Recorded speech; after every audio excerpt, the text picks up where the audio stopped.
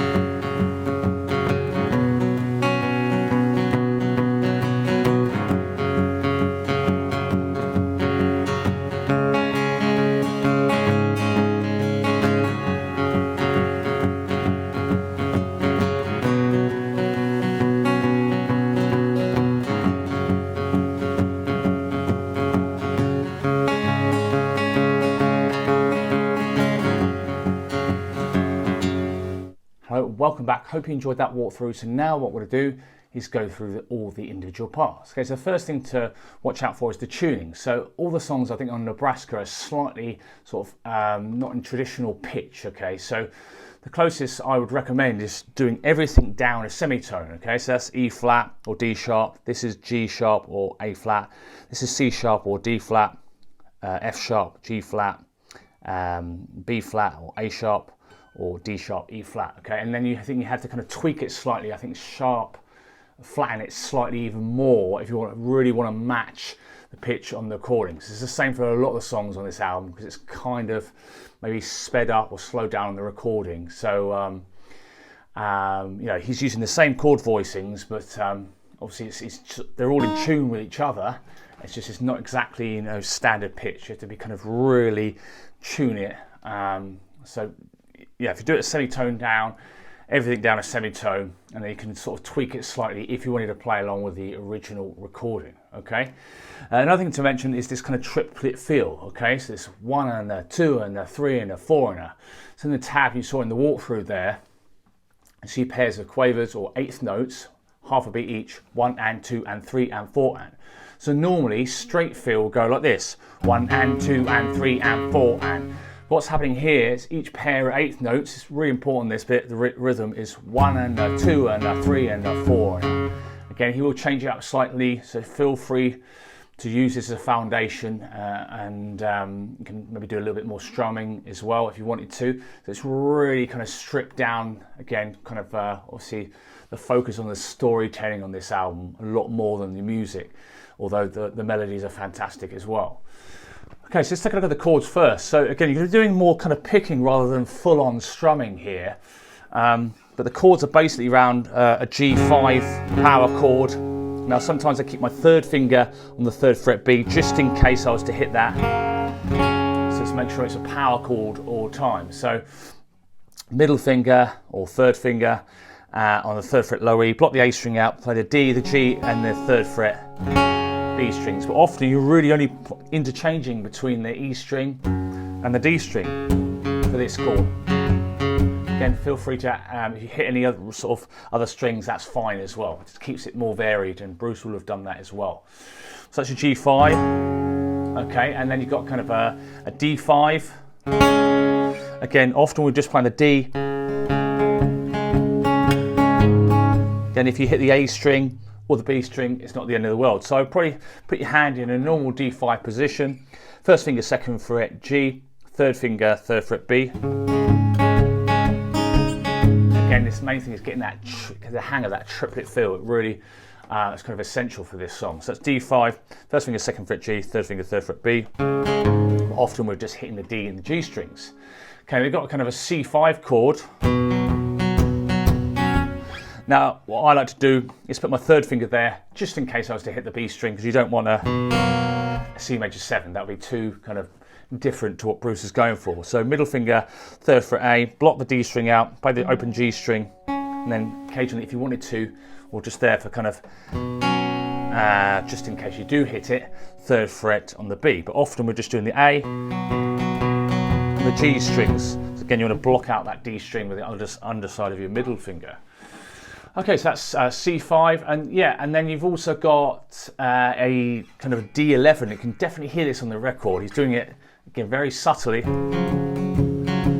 and so I can see that as a D11 chord. The best way to think of this is a C chord. You know, if you're an REM fan, Man on the Moon uses this chord, which looks like a C chord, just moved up 2 frets, but you just don't need your first fingers. It's just 3rd finger, 5th fret A, middle finger, 4th fret D, and then they can have the open G string. You can use middle and 3rd or 1st and 2nd. And that's all the chords really, so really simple. Song's quite fast, about 1, 3, 4. Again, it's up and down. He will be doing it's very ad-lib, and he's kind of phrasing the rhythm a lot around his vocals, okay? But 1, 3, 4 BPM. Okay, and if you do get stuck with the rhythm, don't forget you can download the tabs I've made in the walkthrough in Guitar Pro format, so you can hear that triplet feel when you play along. So that's really useful. Or you can get it in PDF format, obviously, as well. So all the files will be available on the website jacemusicschool.co.uk or subscribestar.com/Bruce Springsteen Guitar, and get files sent out to your email address on the 3rd of every month. Cool, so let's take a look at this main picking pattern then. Okay, so the intro just got, actually what I'll do now, put the song structure up on the screen. So hopefully that helps you break down everything. All the song structures will be in the description. So let's go for the intro, 8 bars of this G. And again, you're just doing low E, D string, 1, a 2, and a 3, and a 4, and a 1. So 8 bars of that, 1, a 2, and a 3, and a 4. So 8 bars of that. And then you've got the verses, okay? So in terms of verses, again, cross-reference to the song structure, 1st, 2nd, 3rd verses, all pretty much the same, okay? So what you're doing here is 1 bar of G5, and then 1 bar of the C5. Again, if you catch that 3rd fret B string, it's not going to sound bad, okay? C5, and then 4 bars of G5. 2, 3, 4, and then D5, again, primarily the D and the D and the G string. 2 bars, G5, C5, G5 for 2 bars. And then a split bar, so you can see any chords in brackets in the song structure. These are 2 chords in that particular bar. So here we've just got half a bar of C5, half a bar of G5, whole bar of D5, 2 bars of G5. So we go through that whole of the verse. So first verse, second verse, third verse, all the same. 1 bar of G5, 1 bar of C5, 4 bars of G5, 2, 3, 4, then 2 bars of D5, 1 bar of G5, 1 bar of C5, 2 bars of G5, split bar C5, G5, D5, 2 bars of G5. Yeah, again, I probably would actually intentionally, obviously for the tab, just made it simple, but probably would play some more sort of other strings just to mix it up and make it sound more varied. Okay, cool, and then we've got the chorus, okay? So here we've got 2 split bars in a row, C5 and G5 to start with, and then G5 to D5, okay? So half a bar of C5 to G5, 1 and a 2 and a 3 and a 4 and then half a bar of G5, 1 and a 2 and a 3 and a 4 and a. Okay, so those 2 bars again, C5. So, you know, funny kind of funny. Okay, so that's that bit of the chorus. And then 2 bars of G5. At the end of it. So then you've got C5 for half a bar. Hard on days, people find some reason to.